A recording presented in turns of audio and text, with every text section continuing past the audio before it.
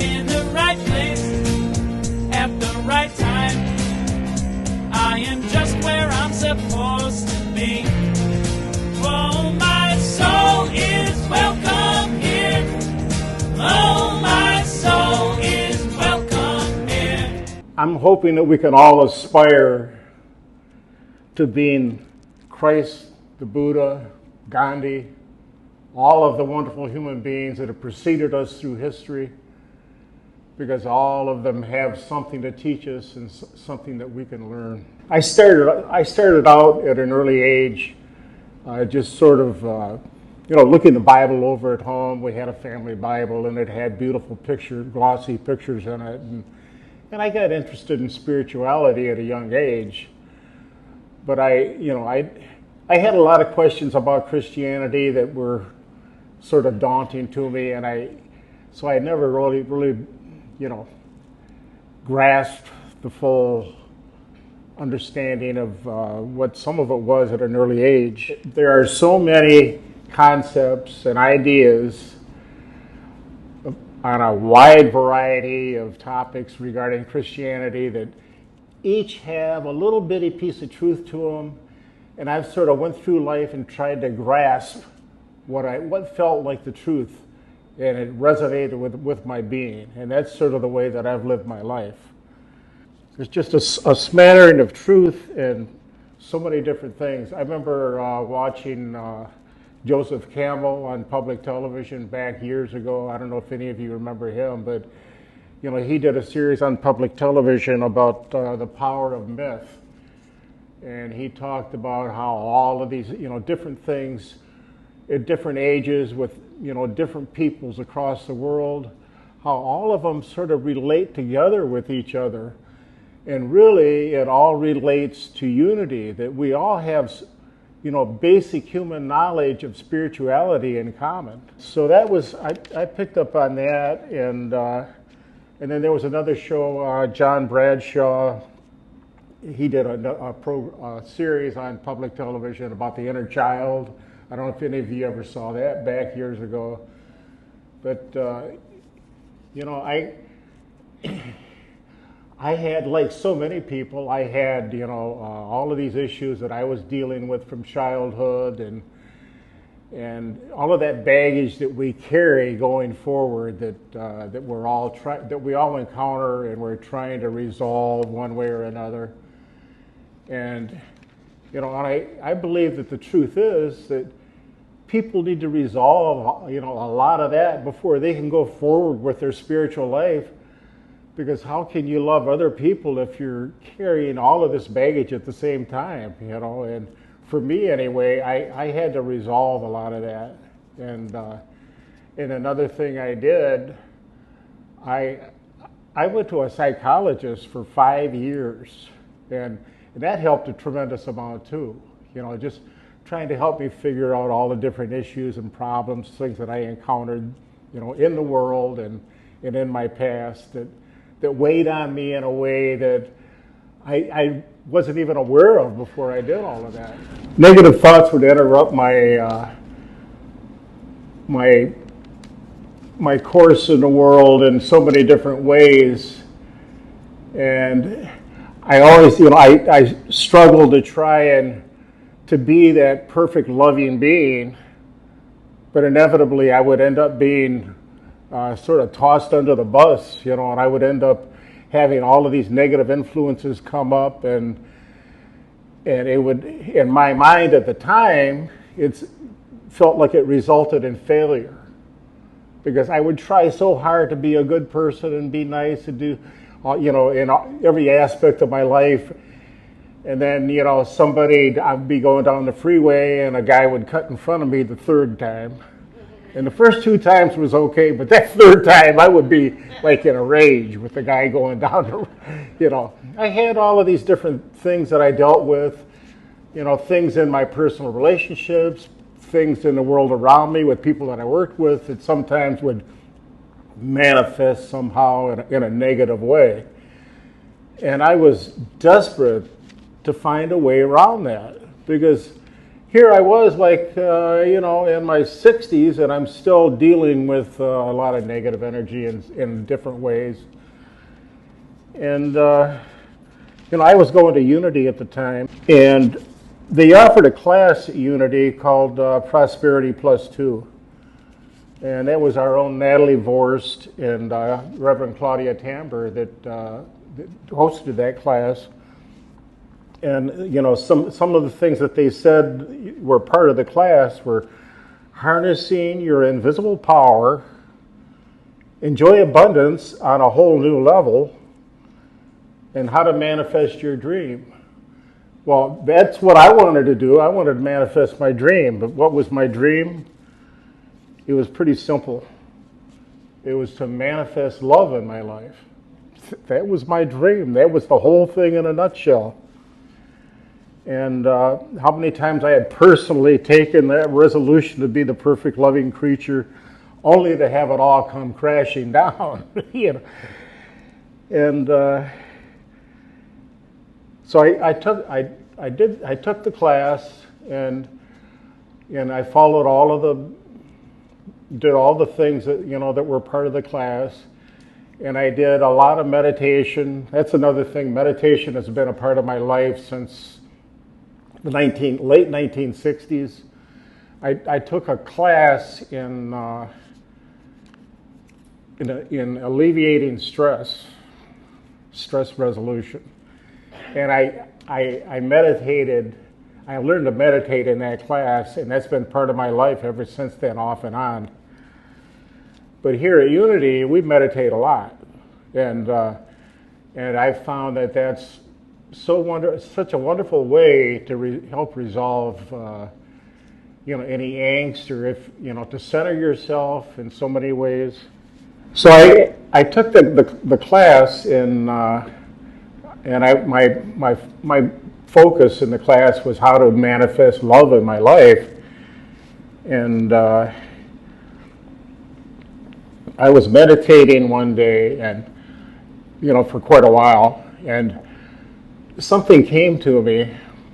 There was I can't say it, maybe that was a revelation, but it was something that gave me a different perspective on dealing with all of those negative influences that were in my life. And I was at the time, there was a man that was here in Toledo on business. His name was Anderson de Carvalho.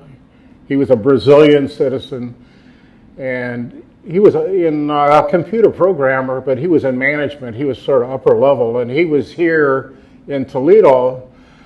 He was taking English language courses, and he was staying in some apartments back behind West Park Place, if you remember West Park Place, over behind where Unity of Toledo was at.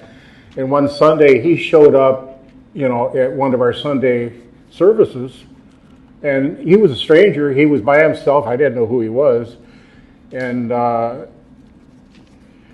after the service, well, first of all, during the service, something really cool happened. Some of you may remember Kim Bueller. She's around town. She's a professional singer, but she was a regular entertainer. She was part of the music team at Unity for a long, long time. Excuse me. And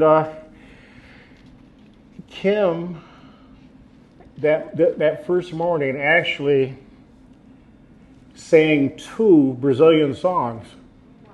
This guy from Brazil, he'd just come into town, and she sang 2 Brazilian songs, and it really touched his heart, But I could see he was sort of emotional, when Kim sang these songs. And after the meeting, I walked up to him and introduced myself, and we became fast friends.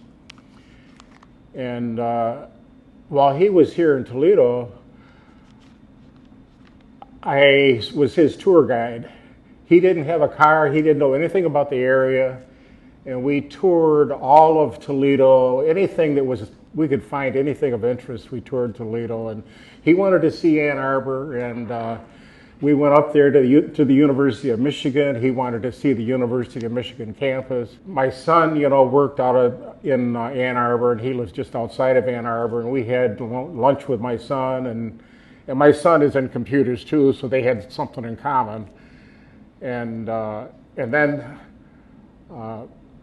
Anderson wanted to see Detroit, and so and I'm very familiar with Detroit because I was born and raised in Wyandotte, a suburb.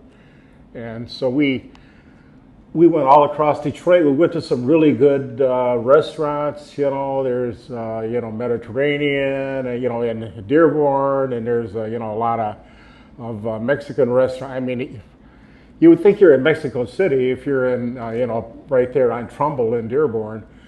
And so we did all of that, and the 8 weeks was up, and Anderson and I were in love. Okay. I mean, I can't put it any other way, and that was, of course, fit in with what I was trying to do, manifesting love with my life. And Anderson, just when the day he left, he said, "This is in 2015," and he says, "2016, the Olympics are going to be in Brazil. You have to come to Brazil." And I thought, Brazil? I don't know. I mean, it's like, I know this guy for a month and a half or 2 months. So I said, "I'll tell you what, I'll think about it." And I thought about it, and after a couple of weeks, I texted him, and we were exchanging text messages and videos on, online. And I told him I would come to Brazil. So we started planning for the next summer, when I would come to Brazil. And a month went by, and then he sends me another text, and he says, "Look, I want you to come for a month." He says, "I'm going to be off for a month, and we are going to tour all of southern Brazil." And I thought, man, I don't know about this. I mean, I knew this guy for 8 weeks, and I really, I think a lot of him, but I don't know I'm not sure what I'm getting into. He invited Marcia and I both. And Marcia was afraid that maybe the food would be a little bit much for her, and she said, "Well, you just go ahead with Anderson and you have a ball." So I did. I told Anderson I would come down there for a month, and we toured all of Brazil. But Brazil for me was a test for my class. When I went to Brazil, I loved everyone in Brazil, no exceptions. Everyone that I met, I fell in love with. And it was the most gorgeous experience, one of the most wonderful things that ever happened to me in my lifetime. I received love back 1,000-fold. We went all across Brazil, and we stayed with Anderson's relatives. I mean, we didn't stay at hotels most of the time. We stayed with his aunts and uncles, and I've got many, many pictures of all of us at a family gathering, and I was adopted into his families all across Brazil. And it was just, and then another part of it is, I remember a few incidences. Like I went into an appliance store, and I was going to buy a Bluetooth speaker. It was just a little gift I was going to give to Anderson. And we were at the mall, and I'm telling you, this mall was like twice as big as Franklin Park Mall, maybe bigger. Anyway, we're in the mall, and I go to this appliance store, and there's a salesman there, and I spoke like just a tiny, tiny bit of Portuguese, which is what they speak in Brazil, Portuguese. And he didn't speak any English, but I had an app on my phone called Google Translate, and I could type a question in or a statement and convert it to Portuguese. And then he would read it and type something in and convert it back over to English. Well, we ended up talking about everything in the universe except for Bluetooth speakers. We talked about his family, we talked about my family, we talked about the United States, we talked about the state of the world, and I was there 45 minutes and I fell in love with John. and we were in the store, had our arms around each other, literally, after 45 minutes. And so finally I left and I, went on, and then, some of the places we went to a part in southern Brazil. There's an area called the Pantanal, and it's a wildlife area, and it has jaguar. I mean, they go up to like 200 pounds. Capybara, which capybara is it's a rodent.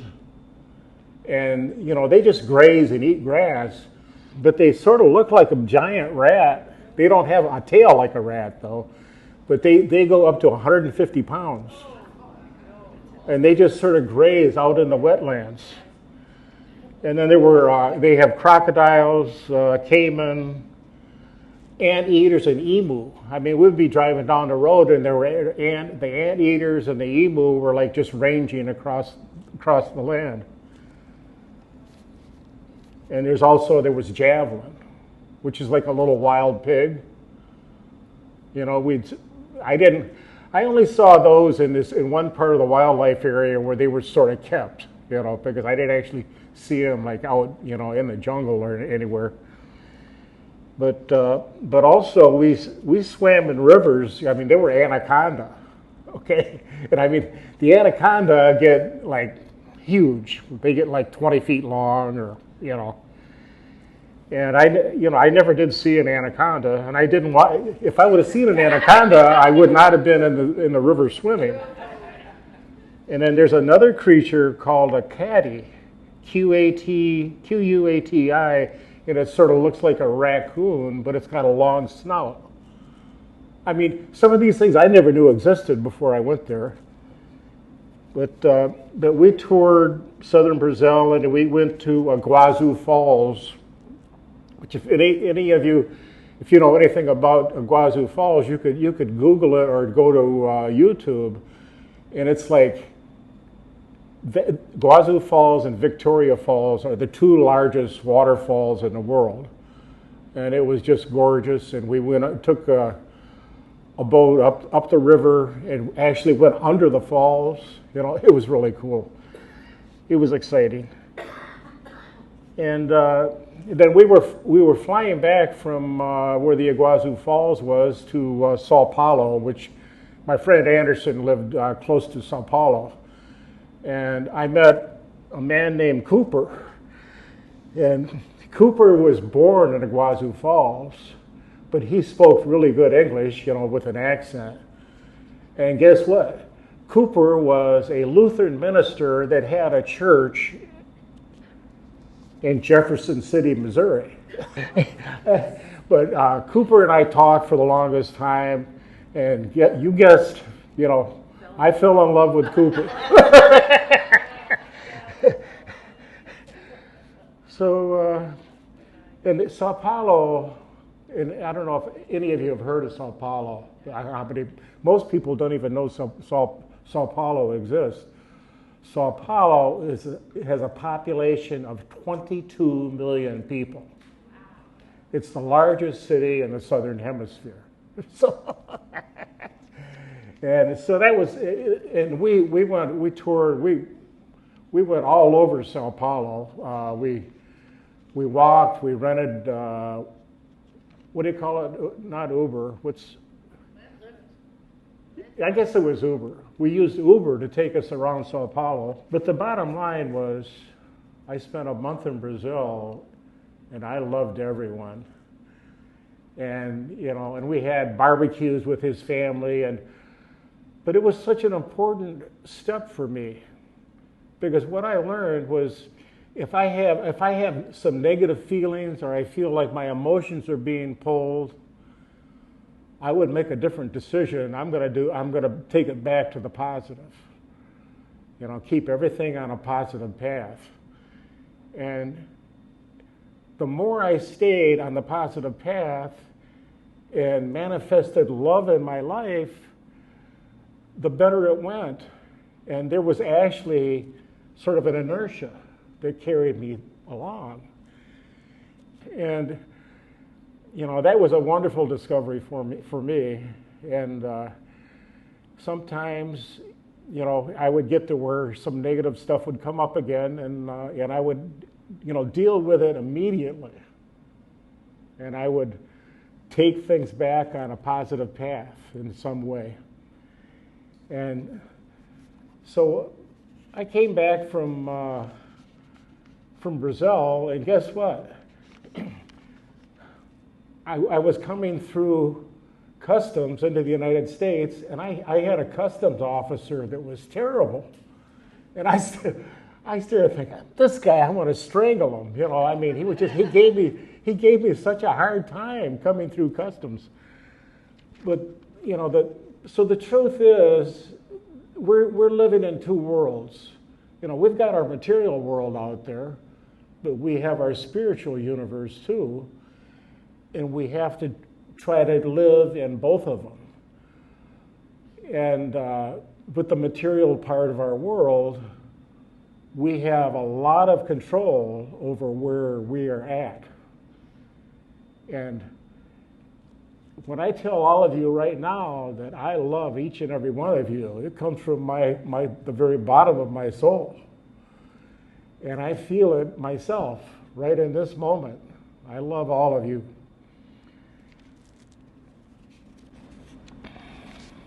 We love you too, Larry. Thank you. Can't help but love you.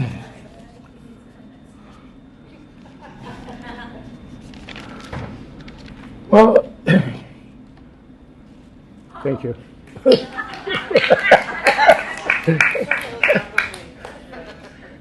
What greater meaning is there to life than living a life of love? To me, that's what our experience is all about. That's the bottom line. And that's the example that Jesus gave us. And Gandhi and Buddha. Love is truly at the core of our being. Let it blossom across the universe. Each and every one of you, let that love blossom. The last thing I really want to say is all of you have your own story about what you've went through and the beautiful things that have happened to carry you where you're at. And many of you here, I know that you're already elevated at a very high level just by being part of this group, but we want to carry that out into the world and increase our understanding and go down our spiritual path in a way that is beautiful. So that really is the bottom line. That's really about all that I have to say. But so I love all of you, and I hope all of you have a beautiful day and enjoy your life and love the universe. I'm in the right place at the right time. I am just where I'm supposed to be.